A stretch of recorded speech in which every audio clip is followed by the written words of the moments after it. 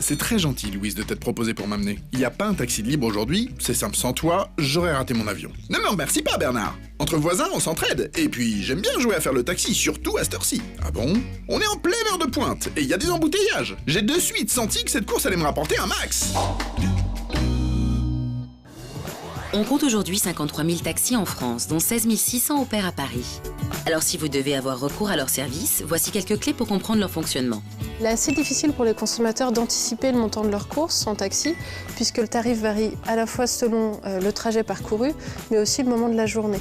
Sachez qu'il existe un montant minimum pour le tarif d'une course. Pour une très petite distance, le taxi encaissera au minimum 6,86 € supplément inclus, même si vous parcourez moins d'1 kilomètre. Il faut aussi savoir que le taxi ne peut pas vous refuser une course parce qu'elle serait trop courte. Comme dans tous les domaines de la consommation, le taxi est un professionnel qui est tenu de vous délivrer une facture.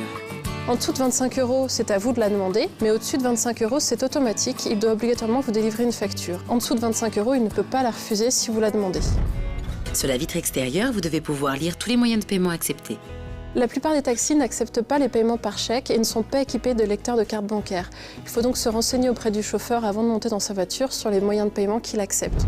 Pour profiter des services d'un taxi, vous avez plusieurs options. L'attraper dans la rue, ce qu'on appelle en maraude, l'attendre à une station de taxi ou sinon le commander à distance, le plus souvent par une application mobile ou par téléphone. Dans ce dernier cas, il faudra payer la marche d'approche, c'est-à-dire le temps que le taxi arrive jusqu'à votre lieu de rendez-vous, en plus du prix de la course. Enfin, en cas de litige avec un taxi, vous devez vous adresser à votre préfecture ou à la préfecture de police pour Paris, qui examinera votre réclamation. Sachez qu'il existe un tarif minimum pour une course en taxi de 6,86 €. Et que si votre course s'élève à plus de 25 €, le chauffeur doit vous délivrer automatiquement une facture.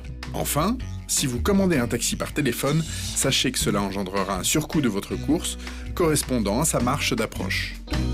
Allez, je te fais un prix d'amis, ça fera 100 €.